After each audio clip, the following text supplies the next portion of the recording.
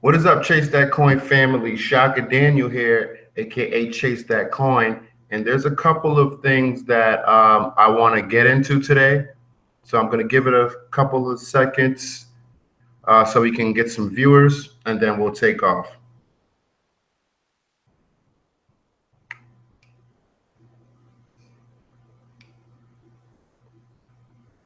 All right. How's everyone's Easter going? East today, what's up? How you doing? Hope everyone's having a great Easter. I'm just here taking it easy, taking care of some business that I have to take care of. There aren't enough hours in a day. But anyway, all right, we got a couple viewers going. Today I want to talk about, is the altcoin truly popping? All right, the altcoin bubble. We all have witnessed a lot of altcoins jumping up in price. About a couple of weeks ago, there was something that I like to call the blind drop in profit. It's where you could, a couple of weeks ago, you could basically drop your Bitcoin in almost any altcoin and it was pumping up due to some disagreements within the Bitcoin community and a couple other things. All right. And as we all see, that has slowed down. All right. But has it halted all the way? I personally think that it hasn't. All right. I think that it's going to be a lot more focused. I still think that there's going to be altcoins out there that are going to pump hard.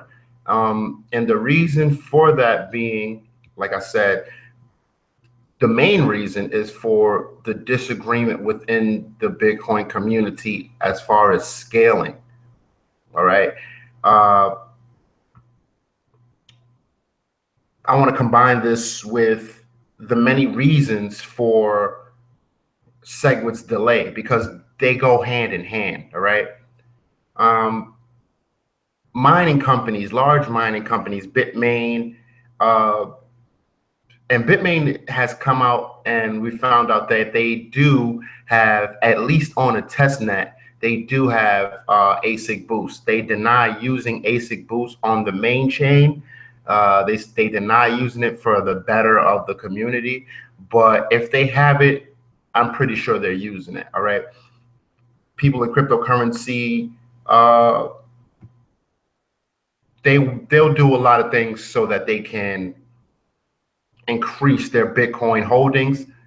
All right. So that's why you see guys posting all of these spammy links to all of these spammy sites and all of these spammy things with downlines and come cloud mine on this site that's going to be here for a month and this and that. All right. But it even spawned, this situation even spawned a new term, and new terms, altcoins in the cryptocurrency market. In the cryptocurrency market, you know, some people say altcoins. I like to just say cryptocurrency. We're going to have a lot of new terms because the blockchain itself, the thing that underlines all of these technologies, is a whole new world. So it's going to spawn a lot of new terms, and yeah, so it spawned a new term called the flippening. All right, I personally think that the flippening is kind of a make-believe thing. And the reason that I say that is because if the relationship between a specific altcoin and Bitcoin was to change, let's just say Ethereum. Let's say Ethereum was to become the most valuable cryptocurrency that there is. All right. Then only thing that would happen is Ethereum would take the place and the bullseye of the cryptocurrency community, and other altcoins would be gunning for the spot of Ethereum. All right. So the whole flipping against Bitcoin thing, I think it's kind of silly. The relationship as far as the Bitcoin dominance is decreasing. And we're going to take a look at that because I see it's creating somewhat. Matter of fact, let's look at that now before I forget. I do see it creating a a level of resistance. Oh, well, I'm not going to call it a level of resistance yet, but it's ranging. All right. It's ranging between 66. Oh, let's see.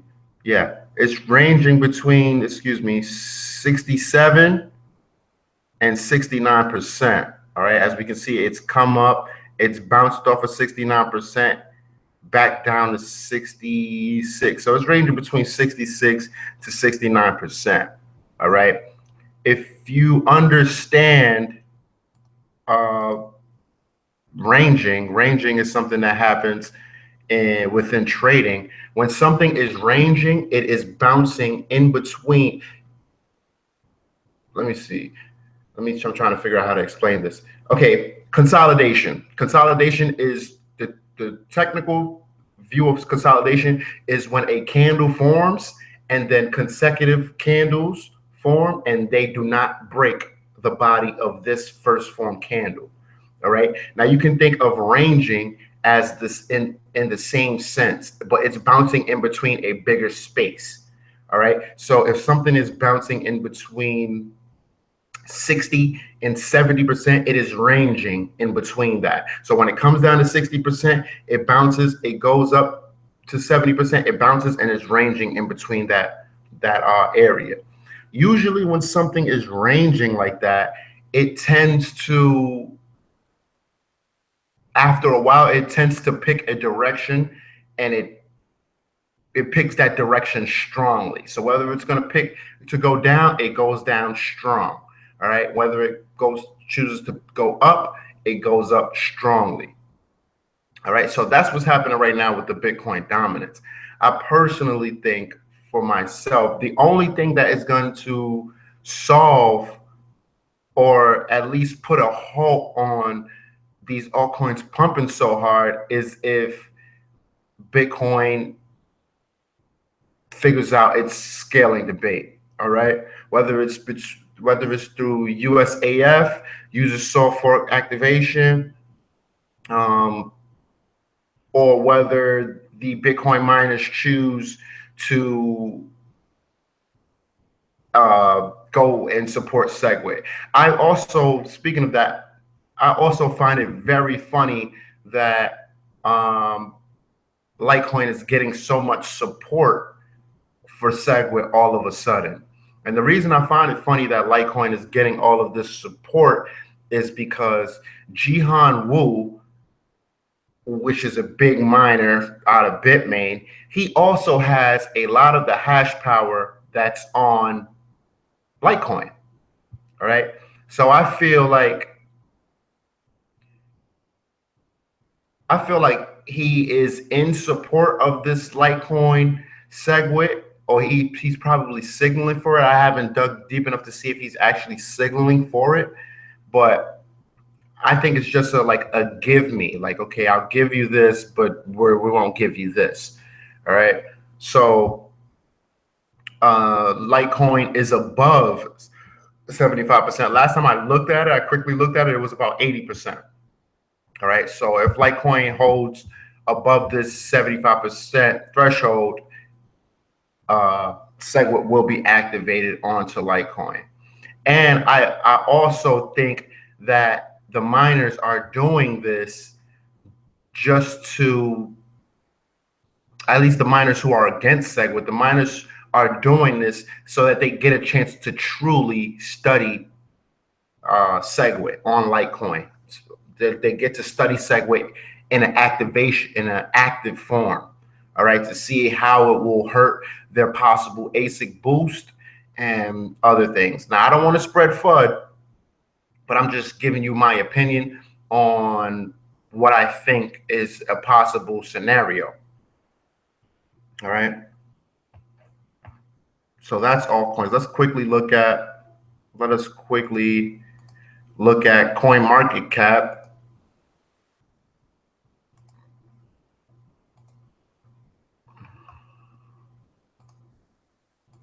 All right, guys. And if you're not aware, if you're newer to cryptocurrency, this is where you can come. This is the most legit site. There's another one. I think it's Roadblocks. crypto index or something like that, but they have a lot of scammy coins on there. And I personally use crypto market cap, coin market cap. All right. So we are still seeing some strong pumps. Augur, I think that Augur is still holding its value because of the hopes of what it can be. And it's definitely not holding its value from what it's actually doing, because it's actually not doing anything. All right. Same for Pivx. Pivx, I think it's a lot of people who are hoping flip, and it's a lot of people talking about it. So that's that. I'm personally, I'm staying away from the coins that have pumped ridiculously lately, because after strong pumps come sometimes even stronger corrections. All right. So that's just my view on that. And for you guys who are new here, please like and subscribe. All right. What else do I want to talk about? Okay, yeah. Why did Apple reject Dash?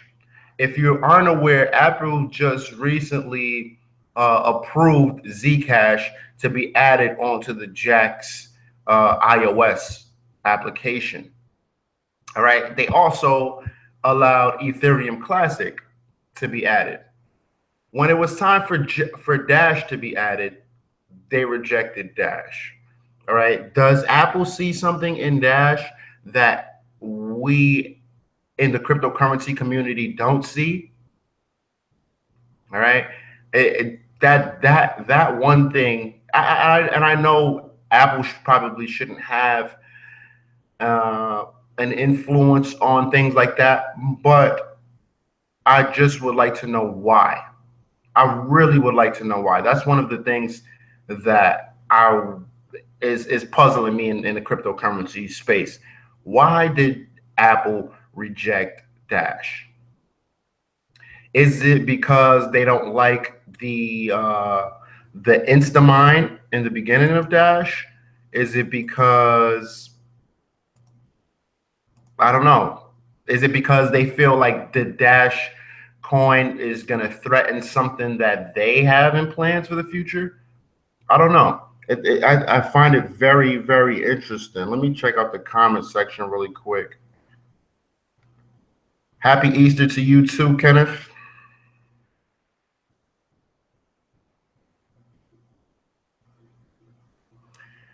Boss lady, how you doing? I'm finding yourself. I hope you guys are enjoying your Easter as well. Do you guys have any input on why Apple rejected Dash? I find that very, very, very interesting, and it's something that everyone kind of forgot about. But with Apple allowing other cryptocurrencies to be added onto their platform, it just makes me wonder why, and even if they made a mistake at first, why didn't they come back to Dash and say, okay, you know what, we reviewed the coin, it's a good coin, you can be added to the iOS. And for those of you who don't know, I know people think that Apple phones and Apple products are really overpriced, but Apple, as far as the comparison between Apple and Android, the marketplace for Apple is much more secure than Android. That the security on iPhones is much more secure than that of an Android. So does it have something to do with the security of Dash? Did they review the code of Dash? They probably didn't go that deep, but I just think that's interesting. All right. And there's many things that are holding or delaying Segwit. All right. Multiple altcoins don't want Segwit to be implemented, because even though Lightning Network can still work on Bitcoin without Segwit, the combination, if Segwit gets released, Lightning Network will come after that. Then will come side chains. Then will come Rootstock. Even though Rootstock has plans to still be compatible with Ethereum, so Ethereum isn't worried, but Segwit just has so many things working against it. It has people in the altcoin community who in the cryptocurrency community. Let me stop saying that. I'm trying to stop saying that. It's tough because whatever. But people in the cryptocurrency community who feel like Bitcoin is too expensive, and they don't have a lot of Bitcoin. You know, my view of a lot of Bitcoin may be different from your view of a lot of Bitcoin. All right, but there's people who aren't really invested into Bitcoin, and they feel like it's too late or it's too expensive, so they have whatever their investment is and they put it into altcoins. So it's for them to down talk Bitcoin in hopes of building up their coin as well. All right, so they have that. Bitcoin has that against it. It has people talking about the governance, even other cryptocurrencies using their main pitch to promote their coin is talking about Bitcoin's governance. It also has big miners, all right? The people that are securing the network don't want to lose whatever advantages they may have, all right? So Segwit has a lot working against it. I personally don't think that we're going to get to a solution anytime soon, possibly in the winter of 17, maybe going into 18. But until then, I don't think that we're going to have any solutions. I'm reading right now. I'm checking out the comments. All right, not much new comments. All right. So yeah, I don't want to be the one to spread FUD, but I do think the altcoin bubble hasn't necessarily popped, and I don't think that it will pop until until Bitcoin figures out a solution for scalability. Until then, we will see altcoins still pump. I was thinking about this the other day. I'm pretty sure a lot of people think that it's the single buyers and sellers of Bitcoin that are moving these markets. I personally think that it's a bigger entity, especially with hedge funds getting into the cryptocurrency space, and even before that. All right, they're big, much bigger entities that are taking turns and buying up altcoins. All right, letting them pump and moving their money, buying up this altcoin. And that's why you see it go from a top tier pump of the top 10 coins down to the between 20 and 30 on the list. And then next thing you know, just the bottom of the list is pumping. And it goes like that. It's just like a cycle. All right. So there's somebody out there, a large entity out there, whether it be a hedge fund, whether it be an early adopter, there's somebody out there that's making a lot of Bitcoins off of pumping these altcoins. All right. Am I mad at them? Not at all. Not at all. All right. Because that's part of the free market. Even in Forex. All right. The big banks and institutions swing the market. And people think that a good trader is somebody who trades against that. No, a good trader is somebody who notices the tide turning and they move with the whales. All right. I forget the smaller fish that attaches itself to the whales, and it's that analogy works. All right. A good trader and a good investor. Well, a good investor is a little bit different. A good investor is going to be somebody who picks up on underrated ideas and companies and take advantage of it now and invest in it now because of the potential that it can bring to the future. A good trader is somebody who moves with the bigger fish, all right? Not tries to fight against the bigger fish and get splashed around, all right? A good trader is somebody who moves with the big banks and institutions. And another thing I want to talk about, that just came to me, I was just talking about big banks and institutions. A lot of people talk about being anti-government and anti-establishment and cryptocurrency, right? And then when some big establishment or the government approves their altcoin or their cryptocurrency, should I say, because they're all cryptocurrencies, it's exciting news. All right, I feel like Bitcoin, cryptocurrency is very biased, very hypocritical field, in my opinion. All right, it can be. All right, because people would be anti-establishment, anti-government, anti-this, anti-that, and then when those same establishments, same government participants enter and approve or start using an altcoin or cryptocurrency that they're involved in, it's nothing but positive news. Like, people were really against Bitcoin the mining being centralized in China. All right. But if the Chinese miners start to mine their cryptocurrency, then it's a positive thing. We got to stop this in the cryptocurrency space. Another thing that we have to stop in the cryptocurrency space, this is all my opinion, is we have to stop funding over ambitious altcoins, ICOs. All right. We have to stop funding over these altcoins that have these huge ideas. All right.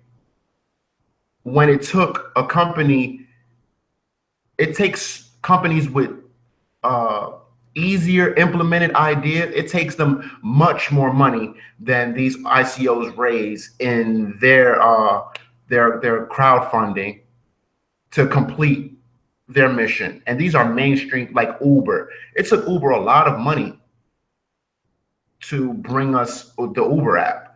All right. And when I'm talking about this, I'm talking about ICOs like Humanique. It sounds good. If they pull it off, it's going to be very profitable. But I just think it's overzealous. I think it's way too overzealous. I think that we need to stop, as a cryptocurrency community, we need to start doing a little bit more due diligence, and we need to be a little bit more wary. All right, not scared, because scared money doesn't make money. Scared Bitcoins don't make more Bitcoins. All right, that is very true. But we need to be a little bit more calculative and a little bit more logical, and saying maybe their idea, maybe what they want to do is a little bit too overzealous. And I don't think they're going to be able to do it with $4 million. All right. So I'm going to quickly check the comments.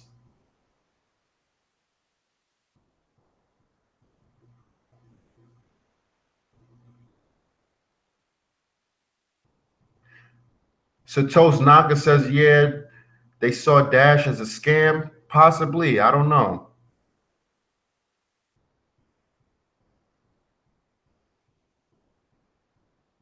Yes, Humanique. Look into the Humanique. They just did an ICO. Yeah, I think it's to do with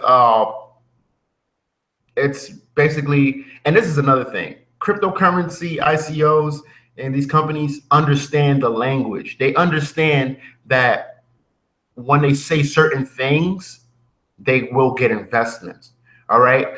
One of the things that they can say to get people to invest in their project is bringing banking to the unbanked. They understand that's one that's going to sell their ICO. All right. They understand the wording. All right. So, and because these people, I'm not against ICOs or anything. I'm just against the overzealous ones that take advantage of certain keywords that they know are going to catch attention of these altcoin investors. All right.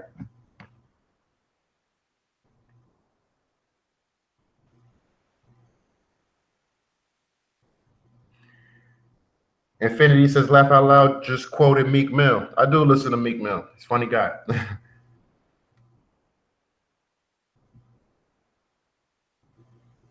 I don't know. I'm reading. Um,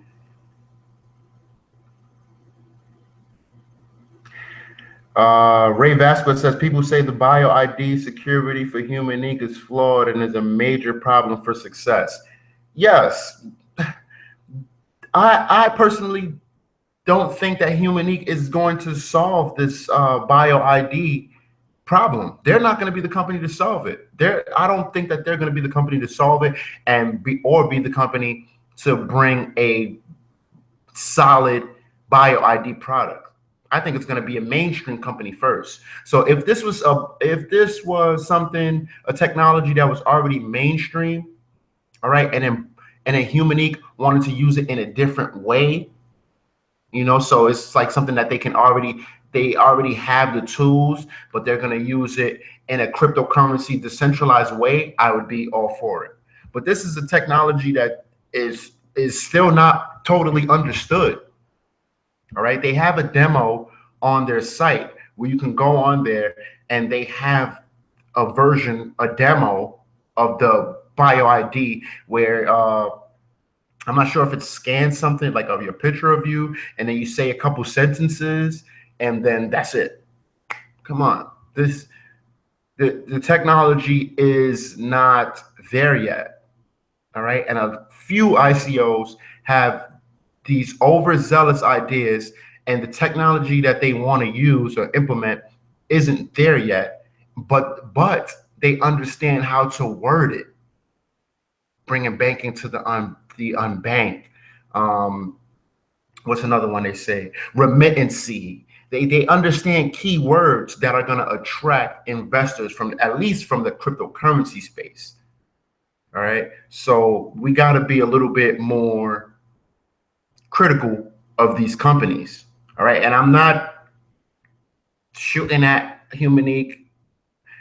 Personally, but that is one of the ones that caught my attention lately that I said, this is way too overzealous. They aren't going to figure that out. If they do, it's going to be a hit, but they aren't going to figure that out with the amount of money that they raised. And even if they figure it out with the amount of money they raised, it's going to take them all of that money to just figure out the problem. Then they're going to have to do another round of funding. All right.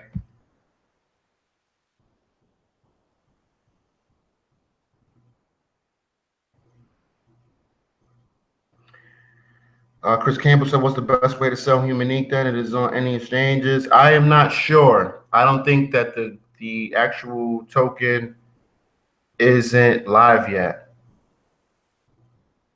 All right. So I'm not sure. I personally didn't invest in Human Inc. The last cryptocurrency ICO that caught my attention, and it just finished about a week ago.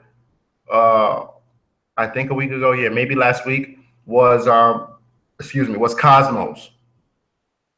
Cosmos caught my attention. All right.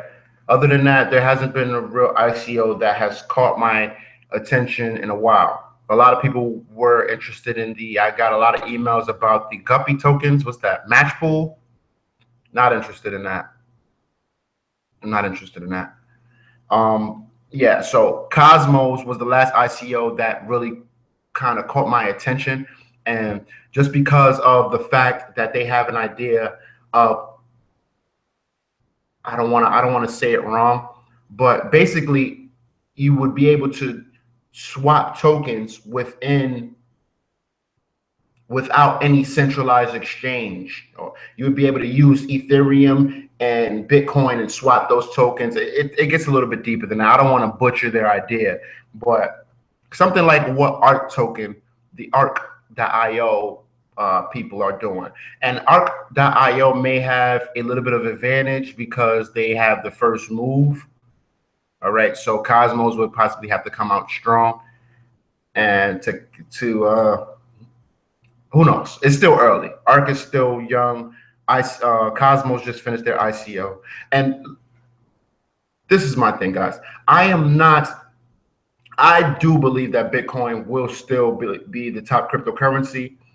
All right, I am somewhat of a Bitcoin maximalist because I do trade certain altcoins, very specific altcoins that have to meet very specific criteria. I do trade those altcoins to get more Bitcoin.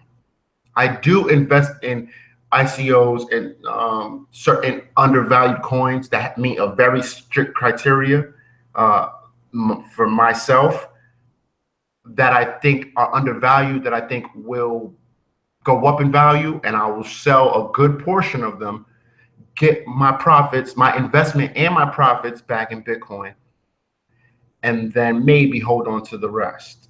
Maybe, depending on the idea, depending on the coin, depending on how fast it went up, depending on the competence of the developers and different things. So I'm not one of these guys that is just like, oh, Bitcoin, and I don't see anything else. But we have to be very strategic, very careful. We can't be overzealous. A lot of people in the cryptocurrency space are overzealous, and they're overzealous because they know that a lot of millionaires were made from being early adopters of Bitcoin. So they want to replicate this same success through altcoins. All right. Can it be done? Yes. Can you lose a lot of money doing it? Yes. All right. That's why you have to be very calculated,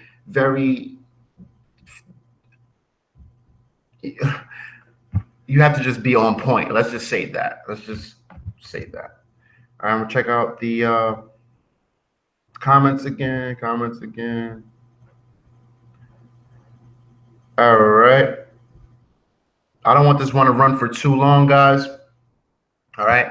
So like and subscribe to my channel. Let's get this channel up to 2,000 subscribers.